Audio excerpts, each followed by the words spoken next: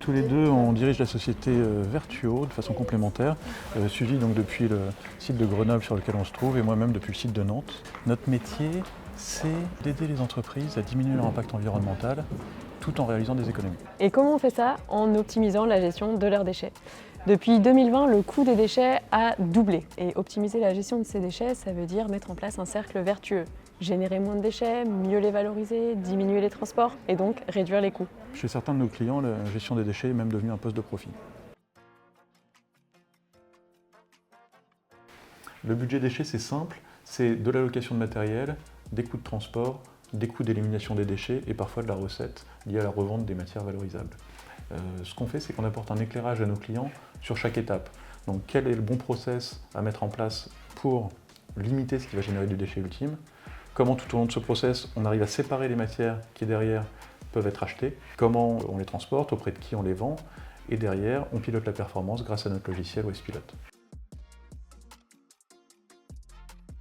Pour piloter la performance, il est indispensable d'avoir accès à la donnée et c'est justement à ça que sert Wastepilot. Wastepilot est utile au site pour deux choses. Premièrement, gérer les demandes de collecte de manière très simple en quelques clics et deuxièmement, pour suivre la performance de ces sites. Donc ça veut dire mesurer l'évolution de son impact environnemental, suivre les gains financiers obtenus et évaluer les économies potentielles supplémentaires à aller chercher. Wastepilot, c'est donc à la fois un outil de terrain qui est utile aux équipes opérationnelles, mais aussi un outil de pilotage qui est utile aux directions.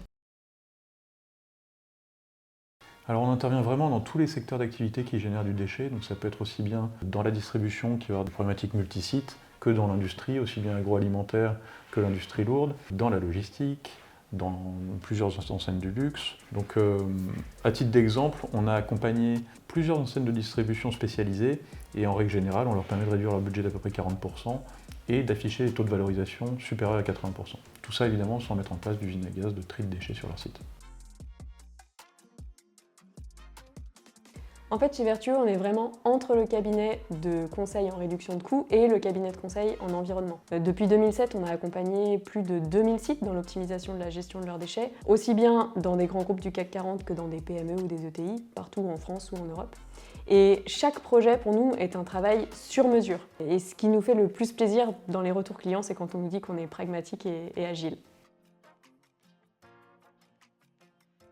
Oui, alors c'est vrai qu'on est maintenant, à titre personnel, habitué chez nous à trier plusieurs sortes d'emballages, etc. Et parfois, des employés d'entreprise ne comprennent pas pourquoi ce qui est déjà bien fait chez soi ne l'est pas encore dans les entreprises. Donc en effet, ça peut être une demande qui vient de la part des salariés qui ne comprennent pas pourquoi leurs cartons sont jetés dans des bennes tout venant. Ce qui est sûr, c'est que si les salariés ne s'emparent pas du sujet, ça fonctionne moins bien. Parce qu'il faut que le geste de tri soit respecté et correctement fait pour que la gestion des déchets bien faite ait réellement un impact.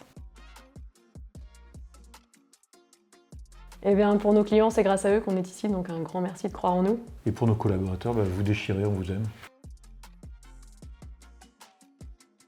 Simplifier encore la vie de nos clients pour leur permettre de se concentrer sur leur cœur d'activité.